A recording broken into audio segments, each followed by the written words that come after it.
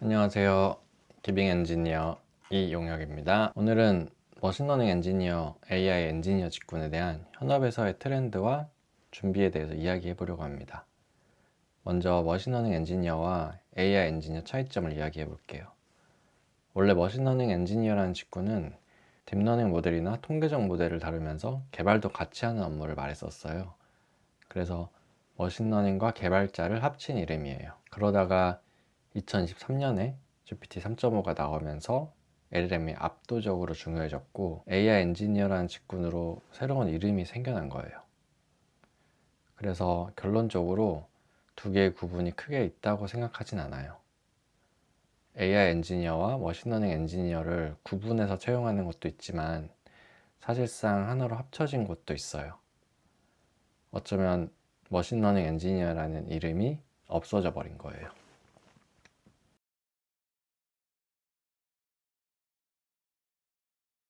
결론적으로 제 대답은 아니요입니다.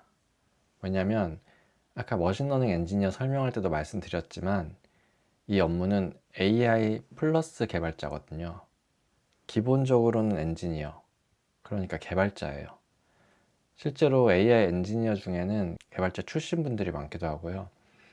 대학원을 나왔다고 하더라도 그 분야가 AI 분야가 아닌 전기공학부터 산업공학, 통계학까지 굉장히 다양해요. 제가 대학원을 추천하지 않는 중요한 이유는 AI 엔지니어랑 AI 리서처라는 직무가 다르기 때문이에요.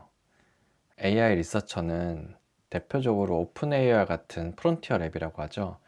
이런 곳에서 LLM 모델을 테스트하고 만드는 사람들이에요.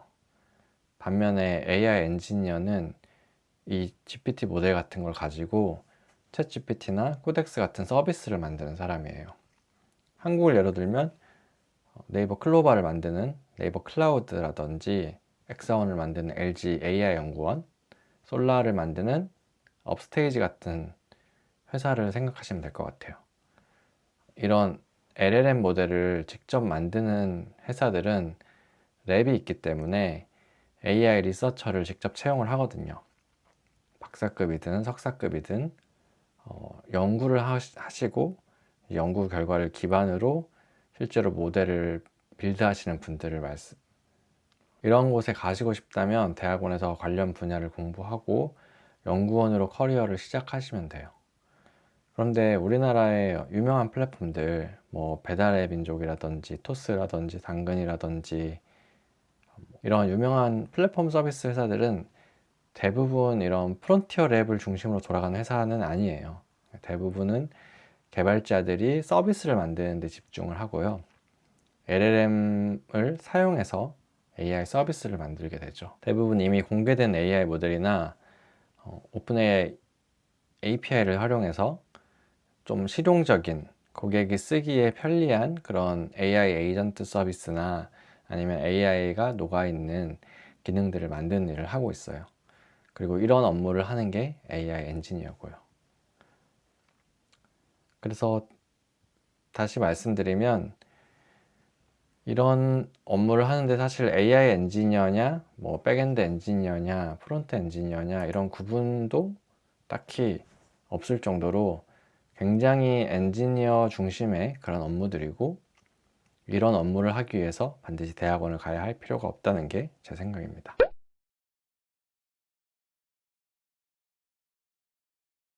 그럼 대학원을 가지 않고 어떻게 AI 엔지니어가 될 수 있을지 궁금하실 텐데요. 결론부터 말씀드리면 좋은 개발자가 되는 것이 AI 엔지니어가 되는 방법이에요.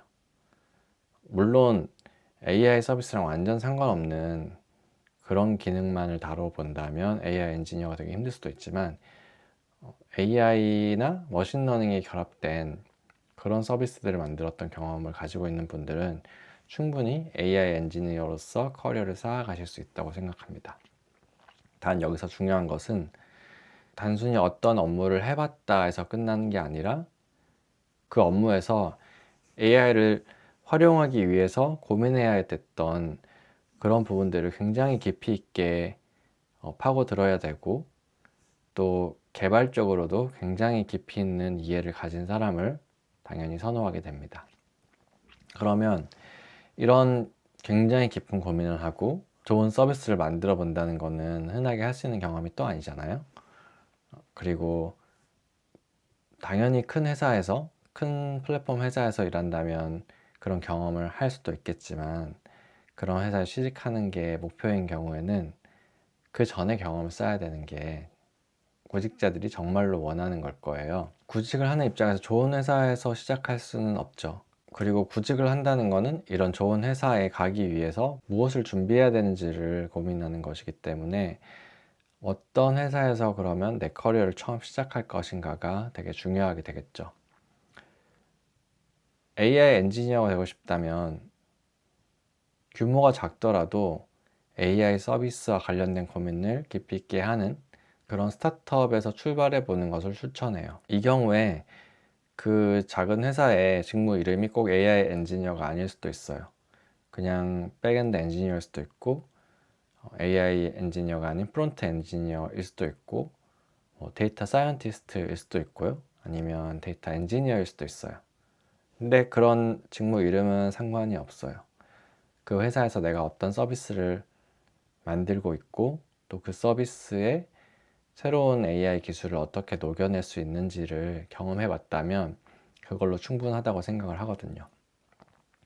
그리고 이런 경험들이 쌓이게 되면 AI 엔지니어라는 타이틀을 가지거나 더 큰 플랫폼 회사에서 커리어를 쌓아가게 되는데 큰 도움이 될 거라고 생각합니다. 이런 기간이 짧게는 1년, 길게는 2, 3년 정도 해보시는 걸 추천해요. 다시 한번 말씀드리면, 규모가 작더라도 좋은 사람들과 AI 서비스를 녹여낼 수 있는 그런 경험을 해보는 것이 중요하고요.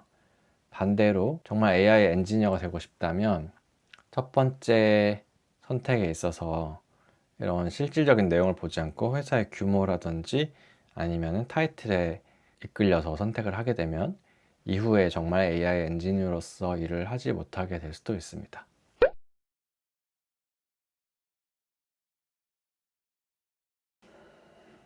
지금 이 시점에 AI 엔지니어, 머신러닝 엔지니어라는 포지션에 들어가시는 것이 좋은 선택일까요? 혹은 이 시장이 너무 포화되는 것은 아닐까요? 이런 질문을 하시는 분들이 계실 거예요.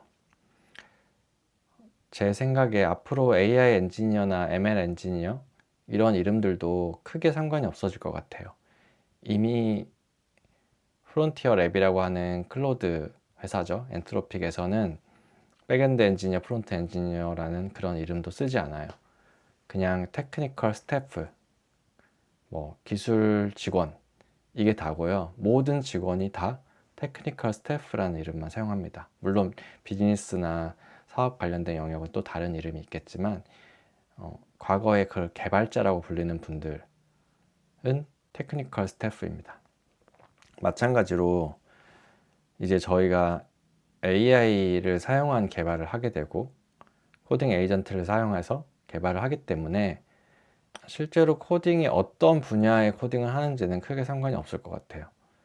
데이터 엔지니어일 수도 있고, 백엔드일 수도 있고, 프론트일 수도 있는데, 사실 AI 엔지니어라는 것도 백엔드 엔지니어랑 데이터 사이언티스트가 결합된 개념이거든요. 그러니까 예전으로 치면 딥러닝 모델을 공부하고 딥러닝을 잘 사용할 수 있는데 개발도 잘 해야 되는 사람이 머신러닝 엔지니어, 그리고 AI 엔지니어가 된 건데, 본질적으로는 개발자거든요. 그래서 앞으로 AI 엔지니어나 머신러닝 엔지니어를 진입했을 때 내가 커리어적으로 이게 도움이 될까라고 고민하기 전에, 앞으로는 사실 어떤 것을 만드는 사람이 될 건지 생각할 수 있는 사람이 가장 중요할 것 같아요.